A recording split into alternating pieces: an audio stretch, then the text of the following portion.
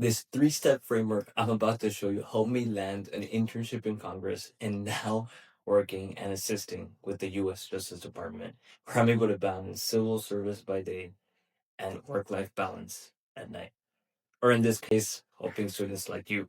But before we get into this, oftentimes I see students that they don't really know if they're capable of landing these internship opportunities. And coming from somebody that hasn't landed those opportunities, I just want to let you know that it's more than likely not a qualifying issue, it is a belief issue. And that is why someone like me, with the free time I have, I want to help students like you. I'm currently building the biggest online community for students landing congressional internships. And the reason why I'm creating this is because I really do believe that congressional internships are the red carpet of opportunities to land your dream government job. They really open the doors to so many connections. And most people, it's a very simple application that most people are capable of doing within a couple steps and are able to eventually get to that point of applying to these internships, right? So if you're somebody that wants to fast track the process, if you're like, you know what, I'm really capable, I believe in my resume, or you know what, I'm not 100% sure, but I want to give it a shot, click the first link in the description. I'm building the biggest online community and the most resources for you towards landing these internships, and we can see how we can help you land that opportunity. And I just want to say that before getting into this framework, you do not want to miss the last one because without this, you may be able to land the internship opportunity, but you may not be able to convert it towards your dream job opportunity. And even if you will, I'm going to teach you how to do it in the most efficient way possible. So stay tuned for that. Don't leave till the end of the video. First things first, the ideal way to start your university career. And one of my favorite advices I like to give to people early in their college career is to go to the first meeting of every club you're interested in. Like, I don't care if it's salsa, I don't care if it's debate, whatever it is that you're interested in, go to every single club, so long as it doesn't overlap in the date and time. And the reason why you want to do this is because you want to really figure out, okay, what you want to weed out the things that you maybe think are worth it, but aren't really. And you want to start putting in your time and effort towards things that are going to get you towards a closer career step, right? And so for me, I should have taken this advice when I first started college, but I immediately just wanted to go to more examinations. So that's the extracurricular I committed to. But at the end of the day, you ideally want to be at least more inclined and committed to 2 to 3 clubs, right? And one or two of them should, at the very least, be more professional and academic. And of course, we're in college. We do want to enjoy our time. So if there's anything of leisure that could also be of interest to you, but it can get you leadership experience in different areas that you're interested and passionate about. Do believe in that balance, but one or two of them should be in the arena of public policy, if that's something you're interested in, debate, public speech, or perhaps anything related to leadership and volunteering, outreach, career oriented things, specifically in the area of government, since this is a video about people who want to attain internships in Congress. Nonetheless, that is something that I would recommend for someone who's early on starting their collegiate career, because it's something that not a lot of people would think about to just go to every single club that they're interested in. They usually have preconceived notions as to what they're interested in. But if you know early on what to expect, the kind of things that are going to happen throughout the course of the semester, which are usually stated in the first meeting by the presidents, by the vice presidents, and ask questions as well. You want to know, what is your trajectory? What is someone like you realistically going to attain in a year, 2 years from now? Whether it's a treasurer position, you can maybe even be president of a club, and those are all things that are going to benefit you towards the ultimate goal of landing this congressional opportunity. Because once you land this internship opportunity, that's going to make job searching much easier. These are the kind of internships that open so many doors that you should definitely take advantage of. But when you have a clear resume starting off your freshman year, you're really not going to prioritize things of high school anymore. You really want to start getting collegiate experience, and this is probably the easiest way to get through it. It's extracurricular experience. Now, of course, the first 1 to 2 semesters is not only extracurricular experience. You want to start working on your GPA early on. the higher you go in your college career, you're going to be taking harder classes. So you want to make sure that these easy classes are the easy fruit to obtain, the low hanging fruit. You want to make sure that you are getting the best grades on these classes. It's not going to get any easier from here. So if you're able to start off well, it's going to be a buffer for the harder classes, and maybe you may not be able to get all A's on. Right? You're a very capable student, and it's more than likely that you're going to maintain a very high GPA.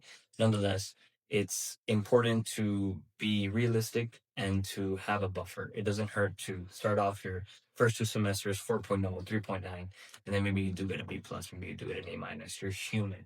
At the end of the day, that'll be something that will keep you in the higher ranks when you're applying to internships, and then you can use that leverage of a higher GPA and these extracurriculars for something to start off your collegiate career. That should be your priorities. I don't think your priorities should be your applying to these internships unless you already have very extensive experience. You want to do a district internship, or at the very least, like maybe you did your associates in undergrad and you want to accelerate the process. And that's for a different video for people who are accelerated on their journey. There may be a different process for you. Nonetheless, these are things that will get you closer to the outcome. Now, this is where we start getting into actually applying to the internships, right? So the next 3 to 5 semesters of your college career, ideally, you want to start seeking leadership roles in the clubs that you're interested in. Now, I'm not saying you have to necessarily become president. I'm not saying you necessarily have to become vice president, but there are going to be opportunities to just get more involved, get something on your resume that's title based.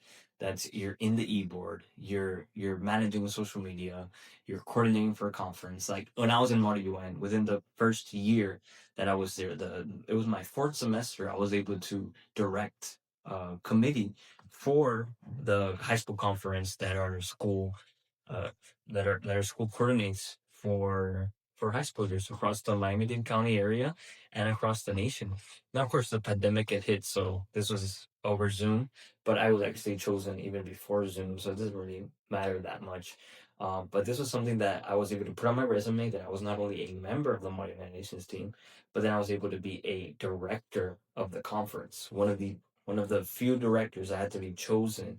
I had to write a 20-page background guide to even participate as a director, because I was coordinating my own committee of like 10 high school students. It's like coordinating my own competition, mini competition within the whole competition, which is the conference of Mariduan with FIU. So these are things that you can obtain, whether it's in debate, in mock trial, or in volunteering, in doing a research project, right? These are different things that you can be just a little bit slightly more involved in terms of the extracurriculars, just to have a little bit more of a dense resume and show that you're not only participating in these clubs, but you are committed to them as well. Along with that, you want to just keep up your GPA, keep it as high as possible, and you might encounter some what you would call turbulence, because these are get hard classes are getting a little harder at this point, and you may be getting your footing. You may have more responsibility, more things to balance. So just try to anchor your habits of that high GPA, and just keep it above a 3.5 at best.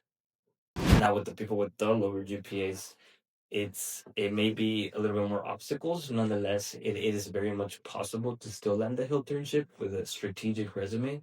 But that's the reason why you do want to leverage these extracurriculars or even paid work experiences in the meantime, so that your GPA does not have to define you, and it tells more of a story as to the resilience, the encounters, the obstacles you face in life, and how you're overcoming and perhaps buffering a semester or two to apply to those internships, if it's going to mean you increase your GPA by point 0.2, by point 0.3, by point 0.4, and then you can showcase, okay, this was my past, but now this is my future, and I am definitely capable of doing more than well in these kind of internships. No, you do want to start applying to these internships. As starting the fifth, sixth semester, you do want to start applying to these internships, and that is around the timeline where you would probably encounter some obstacles, whether it's your resume, your cover letter, your interview.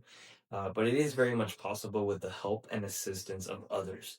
I personally received assistance from my university's Washington, D.C. office, and I know No. not every university has access to uh, liaison of University DC to help land congressional internships or has helped others.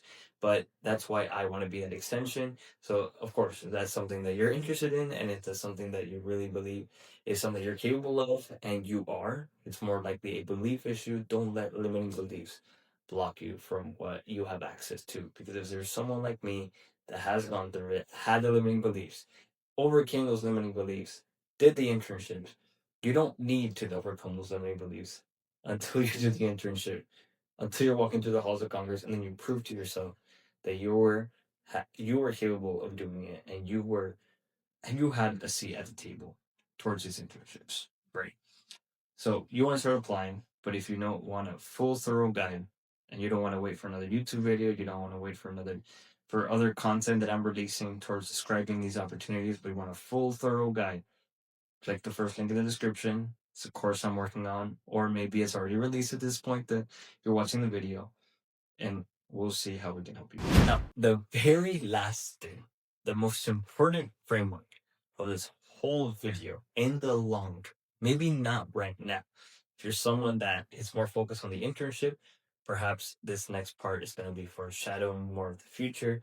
But it is important to keep note that after you land these internships, you eventually want to land a job. The goal of being in college, the goal of getting a degree is that you do want to land a job opportunity.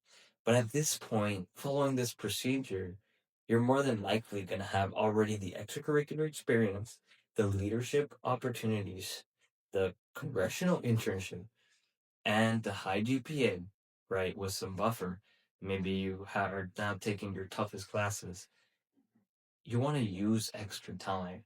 That's something a mistake I made. I didn't do that.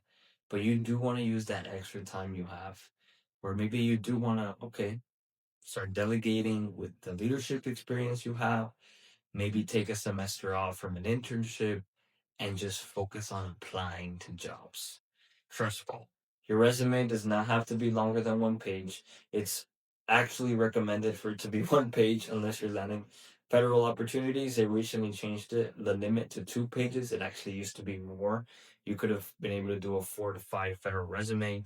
That's another video. That's something that is not currently within my niche at the moment, but it is something you're interested in. I may be able to do a video about that. Just write in the comments. But recently, USA Jobs informed the public that they actually want to limit resumes to 2 pages. And so even a federal position that used to be a very lengthy resume does not have to be that long. You are more than capable of landing these job opportunities with a bachelor's degree, with internship experience, with all these different things, and networking as well, right? So that's the pretty much the bulk of this video is just wanting to explain how you get from point A to point B. You're starting college, you want a full thorough guide as to how to succeed in the government. This video was the goal was to break that down. And so, with all this under your belt, you're more than capable of landing this job opportunity, and you'd be very happy to see that all of this stuff is very attainable, and you'd be more than ready to conquer your dreams. Remember, you're capable, you're an implementer, you implement things, you're going to put this into practice, and you're going to see the results. If you need more assistance, first in the description. Otherwise, I'll see you in the next video.